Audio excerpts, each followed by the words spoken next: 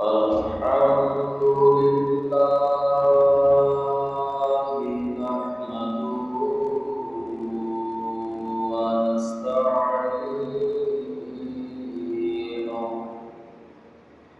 ونؤمن به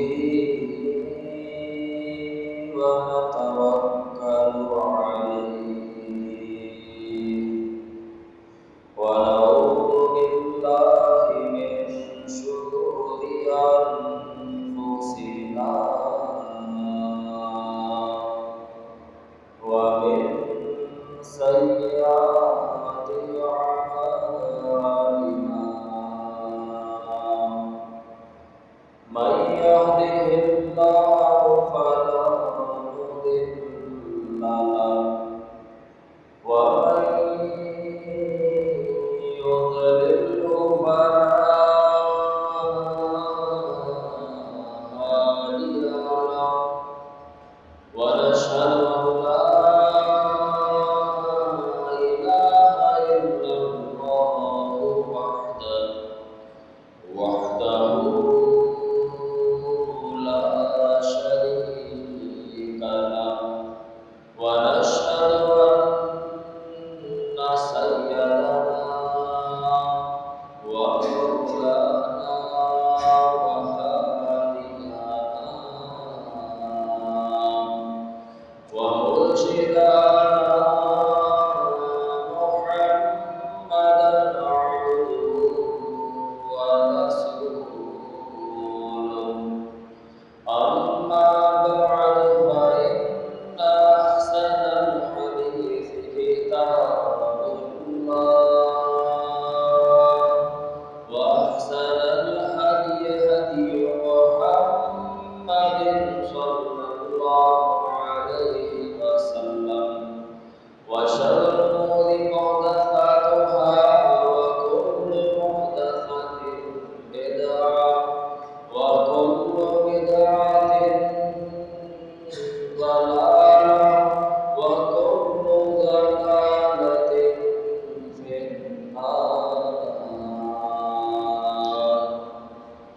أما بعد فأعوذ بالله من الشيطان الرجيم بسم الله الرحمن الرحيم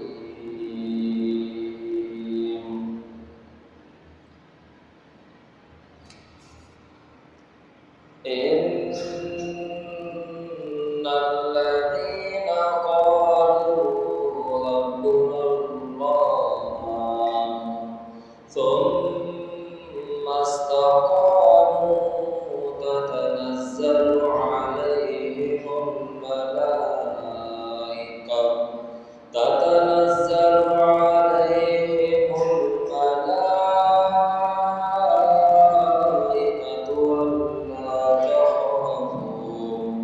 ألا تخافوا ولا تحزنوا وأبشروا بالجنة التي كنتم توعدون. وقال النبي صلى الله عليه وسلم لا إيمان لمن لا أمانة له ولا دين لمن لا هدى له صدق الله مولانا العظيم وصدق رسوله النبي الكريم.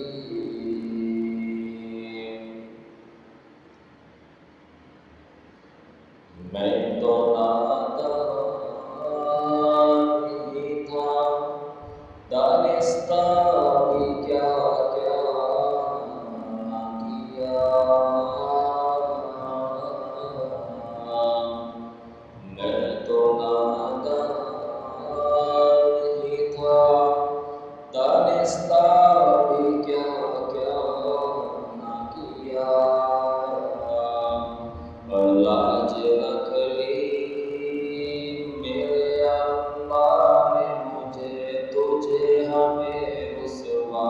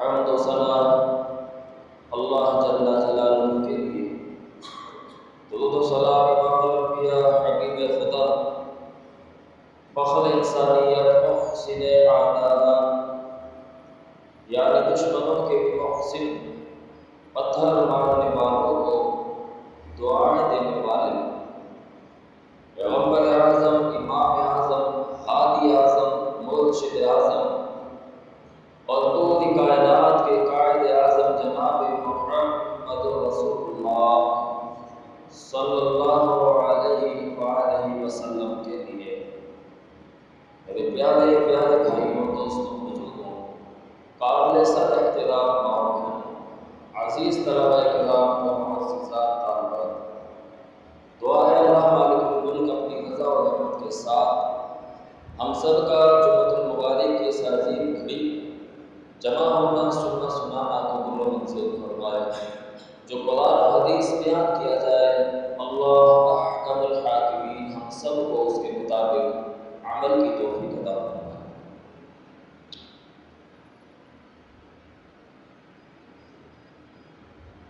دین اسلام کی ابتدا جب آپ علیہ السلام نے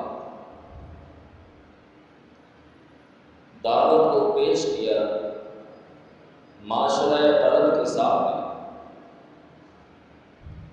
خانہ کعبہ کے اندر، مکہ کے اندر، تو آپ کو معلوم ہونا چاہیے کہ سر فہرست وہاں پہ دو طبقات تھے۔ پہلا طبقہ سرداروں، چودھریوں، وڈیروں کا تھا، اور دوسرا طبقہ غلاموں اور باندیوں کا تھا۔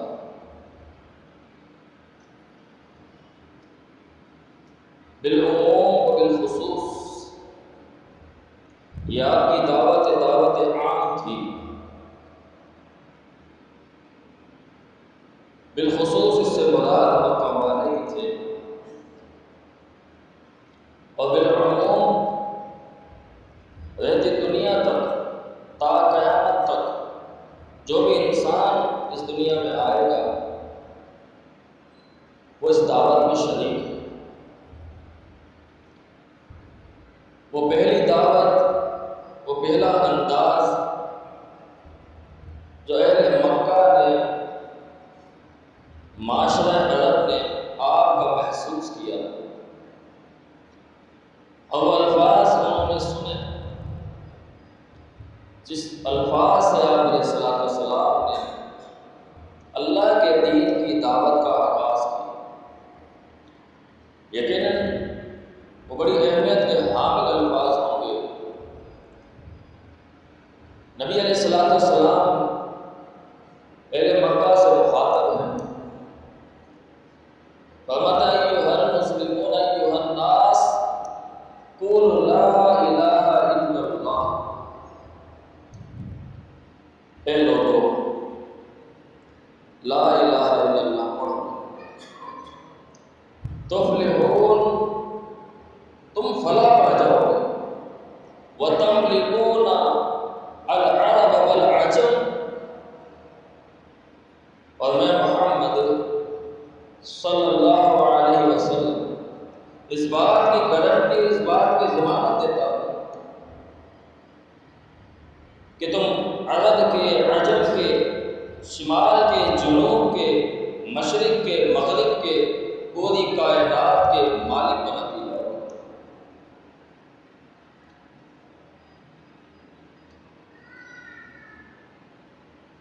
یہ کلمہ توحید ہے، اور اللہ رب العالمین کو سب سے عزیز اور سب سے پسندیدہ جو عبادت ہے وہ توحید ہے۔ آپ عبادات اٹھا لیجیے، ابتدا بھی توحید ہے، انتہا بھی توحید ہے۔ وہ اذان کا معاملہ ہو، ابتدا بھی توحید ہے، انتہا بھی توحید ہے۔ وہ خواہ نماز کا معاملہ ہو، ابتدا بھی توحید ہے، اللہ اکبر سے شروع ہوتی ہے، اور انتہا بھی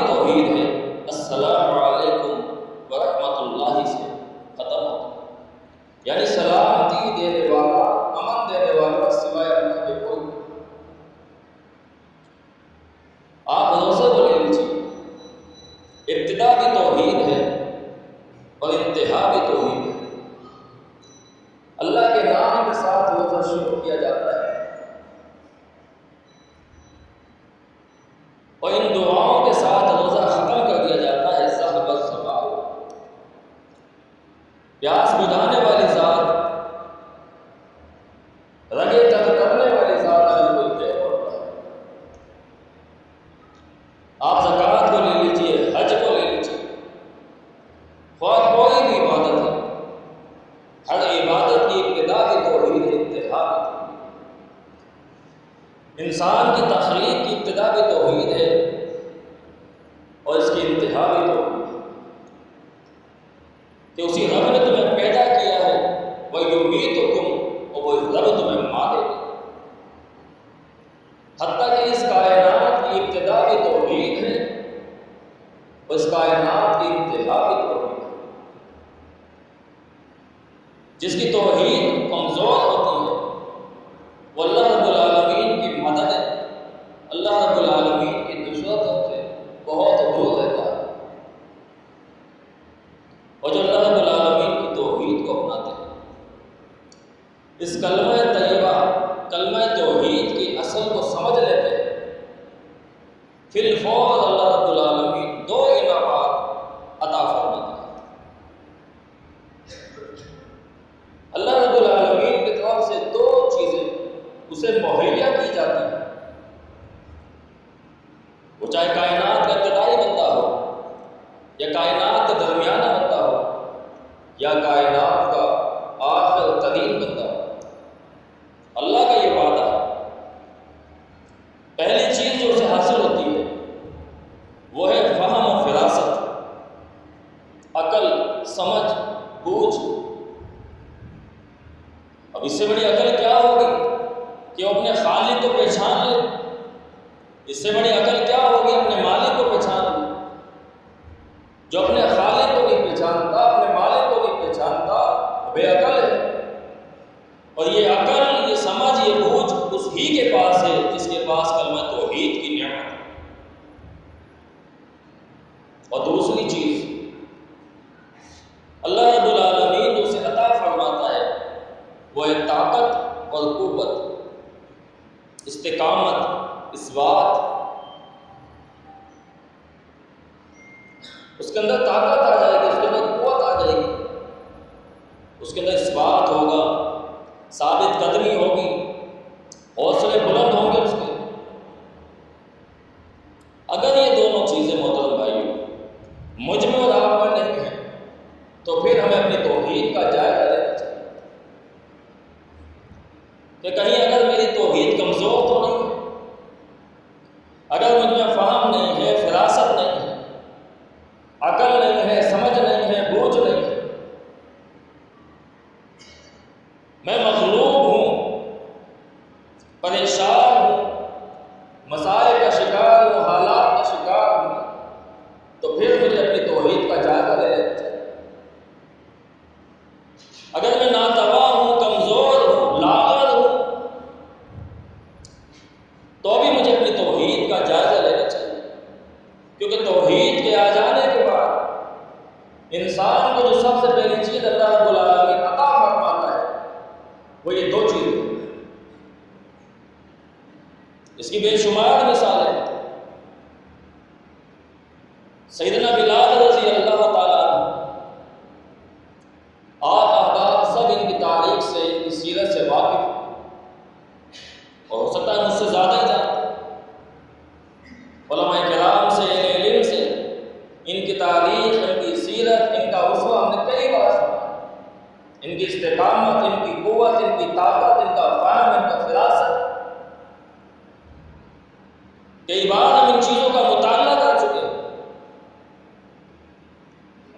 نبی علیہ الصلوۃ والسلام کے ساتھ کچھ زیادہ دن نہیں گزارے تھے، آپ کے ساتھ بیٹھ کے زانو تلمذ ہو کے تعلیم حاصل نہیں کی، دار ارقم میں لیل و نہار گزارنے والے نہیں تھے، غلام تھے، امیہ بن خلف کے غلام تھے، دعوت پوش تھے۔ بات عقل کو لگتی ہے، دل کو لگتی ہے، فوراً اقرار کر لیتے ہیں، زبان سے کلمہ توحید ادا کر لیتے ہیں، اس کی بھنک ان کے آقا امیہ بن خلف کو پہنچتی ہے اور پھر وہ ظلم کے زیادتی کے پہاڑ توڑ دیتا ہے، گرم تپتی کی ریت ملتایا جاتا ہے، گلیوں کے اندر علاقوں کے اندر گھسیٹا جاتا ہے، دہکتے ہوئے انگاروں پہ ہٹا دیا جاتا ہے، آگ سوئی کے ناکے کے برابر بھی اگر میرے آپ کے جسم پہ لگ جائے تو برداشت سے باہر ہو جاتا ہے، صرف سننے سنانے کی حد تک نہیں، یہ معاملات محسوس کیے جاتے ہیں کہ کن کن حالات سے، کن کن مسائل سے گزر کے صحابہ کرام نے دین ہم تک پہنچایا، دہکتے ہوئے انگاروں پہ لیٹے ہوئے، بھوکے ہیں، پیاسے ہیں، نہ کوئی پانی لے کے جاتا ہے، نہ کوئی روٹی لے کے جاتا ہے۔ ایک دن کی بات نہیں، کئی دن گزر گئے، لوگوں نے بتایا کچھ کہنا چاہتا ہے بلال، کان قریب کیا، آواز آتی ہے ربی احد ربی احد ربی احد، بھڑک جاتا ہے، کہتا ہے اس کے کوڑے لگاؤ، اور امیہ بن خلف خود ان کے گلے پہ کھڑا ہو جاتا ہے۔ روایت میں آتا ہے سیدنا بلال رضی اللہ تعالیٰ عنہ کی زبان باہر نکلا، توحید کے ذائقے کو سمجھ گئے، کلمہ بھی ایسا افہام و تفہیم والا، فہم و فراست والا ادا کیا ہے کہ جس کو سننے کے بعد مزید وہ بھڑک گئے۔ ہم نے تو احد کا ایک ہی معنی سنا ہوا ہے کہ اللہ ایک ہے، اگر میں سامعین سے بھی پوچھوں گا تو اکثر بیشتر احباب اس کا یہی ترجمہ بتائیں گے کہ اللہ ایک ہے۔ اللہ ایک نہیں ہے، اللہ اکیلا ہے، اس احد کا معنی ہے اکیلا، جو کہ ہم ایک کر کے غلطی کر رہے ہوتے ہیں۔ اگر ایک کریں گے تو ایک کے بعد دو آئے گا، دو کے بعد تین آئے گا، اور جب اکیلا کریں گے تو اکیلے کے نہ پیچھے کوئی ہوتا ہے نہ آگے کوئی ہوتا ہے۔ اللہ رب العالمین کو سیدنا بلال رضی اللہ تعالیٰ عنہ کی زبان سے یہ کلمات ادا کرتے ہوئے اتنے محبوب لگے کہ اللہ رب العالمین نے وہی فرمایا، پیارے پیغمبر علیہ السلام کو کیا فرمایا؟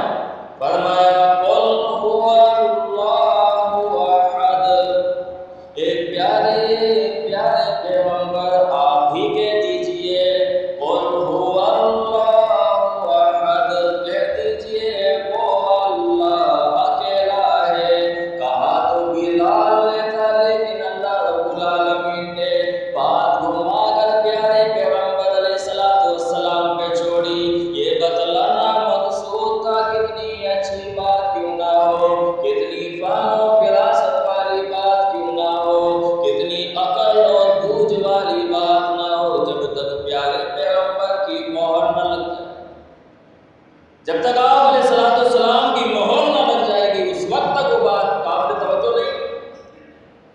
الفاظ کوئی ادا کر رہا ہے، اللہ رب العالمین کو اتنی پیارے الفاظ ادا ہوئے، اتنے پیارے الفاظ لگے کہ اللہ رب العالمین نے قرآن کا حصہ بنا دیا۔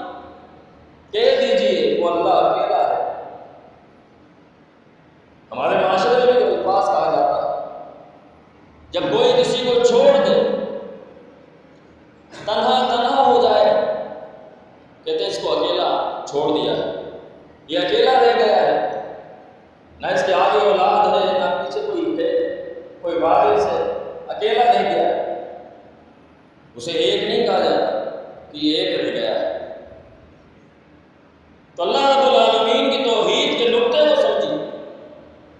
سیدنا بلال رضی اللہ تعالیٰ عنہ فرما رہے ہیں ربی احد، میرا رب اکیلا ہے، یہ بات کہہ کے ان 360 بتوں کو آپ نے لات مار دی جو خانہ کعبہ پر تھے۔ اللہ اکبر،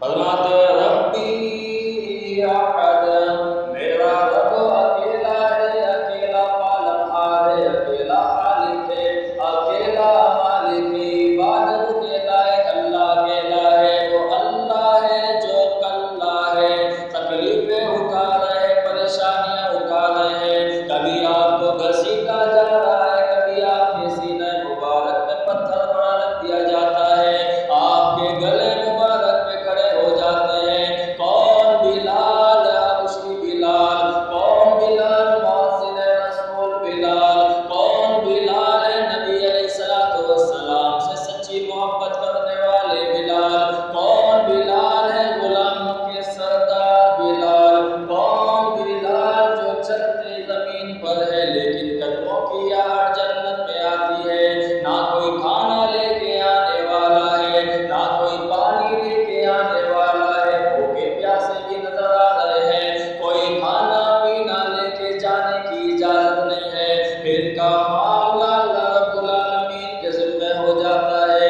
آئیے دوسرے واقعے میں مختصر نظر ڈال دیتے ہیں۔ سیدنا زکریا علیہ السلام اپنی بھتیجی کا پالنہار فرماتے ہیں۔ مریم علیہ السلام چھوٹی سی عمر میں ان کو پالنہار بن جاتے ہیں، انہیں پالتے ہیں، پوستے ہیں، انہیں ایک الگ مقام لے کے دے دیا جاتا ہے۔ کبھی کبھار زکریا علیہ السلام آتے ہیں، اللہ رب العالمین نے قرآن میں ان کا نقشہ فرمایا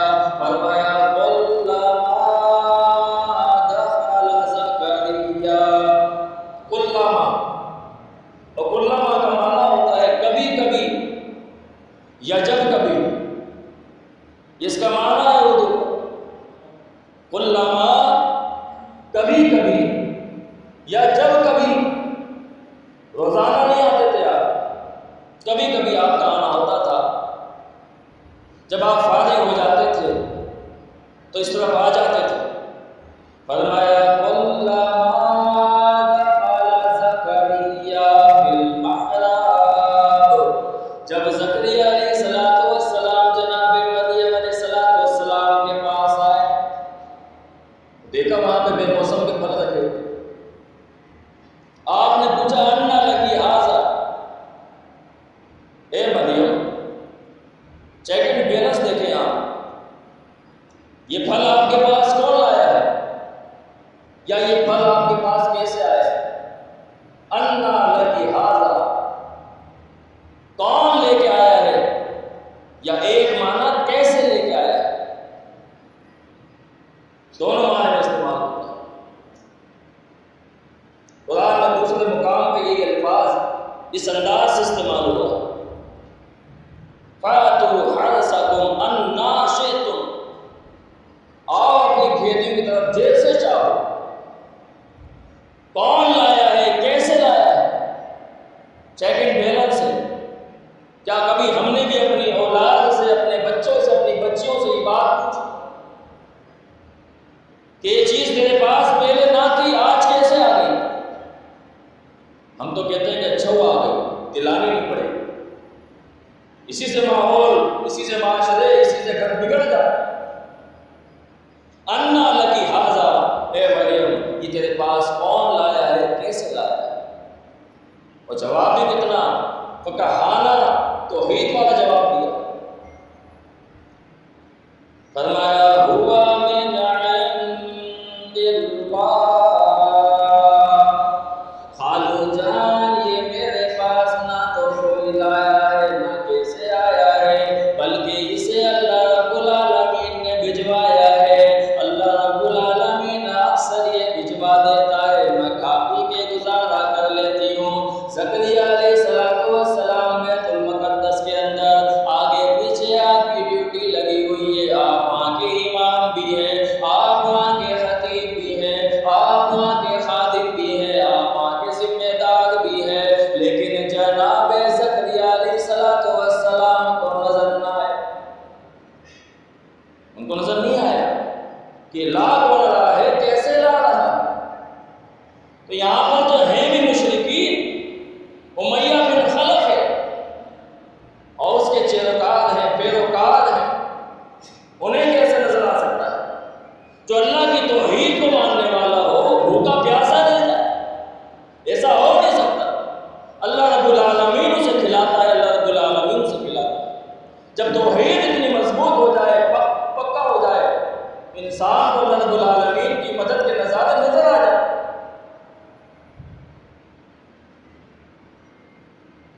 سمیہ رضی اللہ تعالیٰ اسلام کی پہلی شہیدہ خاتون،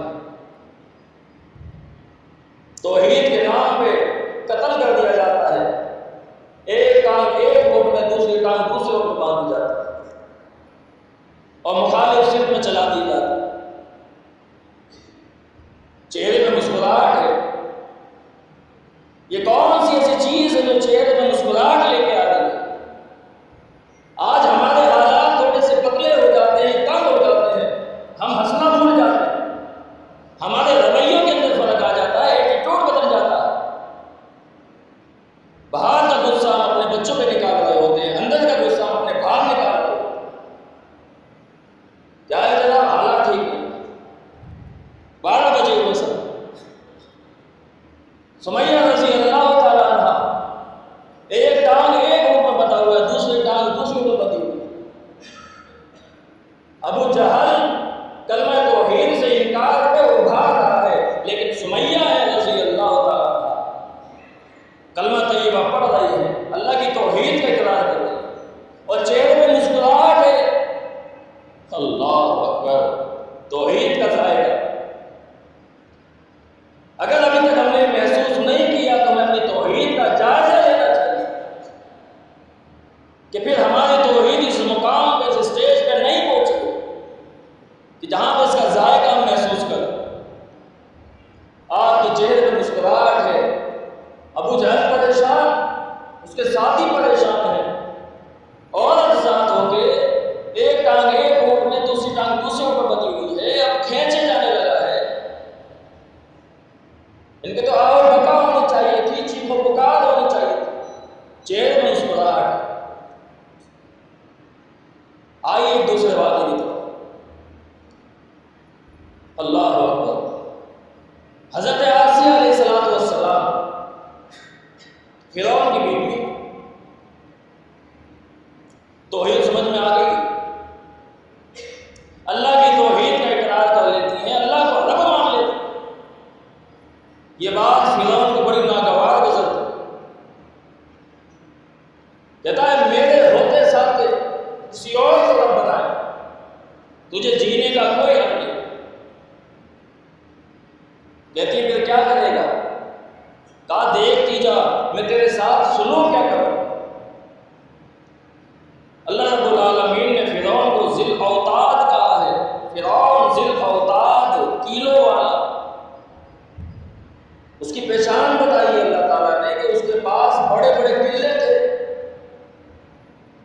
جب کسی بات پہ منتھن جاتی تھی، کسی سے ناراض ہو جاتا تھا تو ان کو کیلوں میں ٹھکوا دیا کرتا تھا، کتنے بڑے بڑے قلعے ہوں۔ حکم دیتا ہے کہ اس عورت کو لے جاؤ اور ایک درخت کے ساتھ اسے لٹکا دو، اس کے جسم کے اندر کیلے ٹھونک دو۔ اللہ اکبر، اللہ اکبر۔ اندازہ کیجئے، احساس کیجئے، محسوس کیجئے کہ کس قدر اسلام کو قربانی درکار ہے۔ یہ خون کے ذریعے، پسینے کے ذریعے، جان کے ذریعے، مال کے ذریعے یہ پودا پنپتا ہے۔ وہاں پر بھی حضرت آسیہ علیہ السلام اسی انداز سے مسکراتے ہیں اور زبان سے الفاظ نکل رہے ہیں۔ فرمایا رب ابن لی عندک بیتا فی الجنہ، اللہ جی میں تیرے پاس آنے لگی ہوں، مجھے اپنے قریب بنا لیجئے اور اپنے عرش کے ساتھ میرا گھر بنا دیجئے، میرا گھر اپنے عرش کے ساتھ ملا دیجئے، اپنے پاس میرا گھر بنا دیجئے۔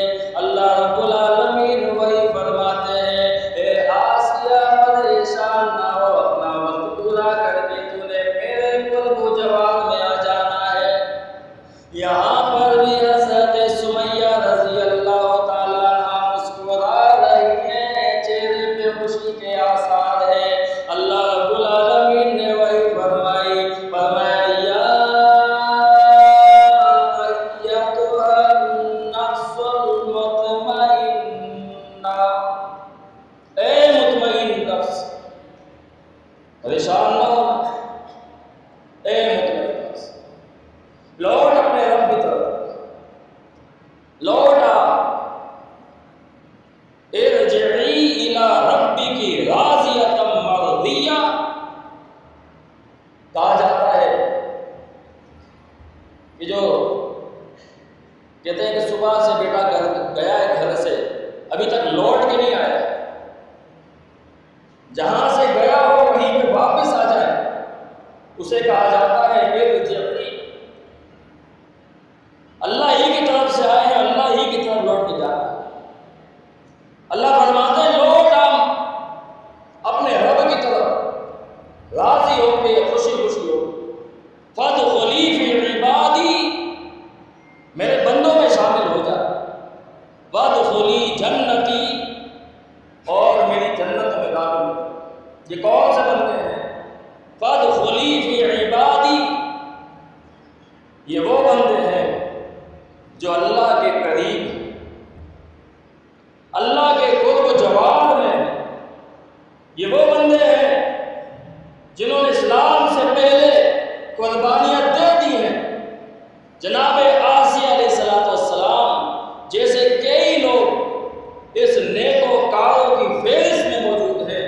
سمیہ رضی اللہ تعالیٰ عنہ کو اسی بات کی بشارت دی جا رہی ہے کہ سمیہ پریشان نہ ہونا، اللہ کے بندوں میں شامل ہو کے اللہ کی جنت تیرا انتظار کر رہے ہیں۔ اور نبی علیہ السلام نے فرمایا کہ جب بھی اللہ رب العالمین سے جنت مانگو تو معمولی جنت نہ مانگو، اللہ ہم معمولی جنت پہ راضی نہیں ہوں گے، ہمیں تو وہی جنت چاہیے جس کا نام جنت الفردوس ہے۔ اور اللہ یہ میری اور آپ کی کسی مسلمان کی خواہش نہیں، بلکہ پیارے پیغمبر علیہ السلام کی نصیحت و وصیتوں کے تحت ہم آپ سے وہی جنت کے متلاشی ہیں، متقاضی ہیں، اسی جنت کا سوال کرتے ہیں جس جنت کے بارے میں پیارے پیغمبر علیہ السلام نے فرمایا کہ اللہ سے جب بھی جنت مانگو جنت الفردوس مانگو۔ اللہ ہمیں بھی جنت الفردوس چاہیے، کیوں؟ اس لیے کہ جنت الفردوس وہ جنت ہے، اللہ کا عرش اس جنت کا فرش، اس جنت کی چھت ہے، اور مقام محمود جس میں پیارے پیغمبر علیہ السلام فائز کیے گئے ہیں وہ اسی عرش کے نیچے ہے۔ اللہ رب العالمین نے اپنے حبیب کو اپنے قریب رکھا کہ جب چاہے اللہ رب العالمین کا دیدار ہو جائے، جب اللہ رب العالمین چاہے اپنے حبیب کا دیدار ہو جائے، تو اللہ ہمیں بھی وہی جنت چاہیے۔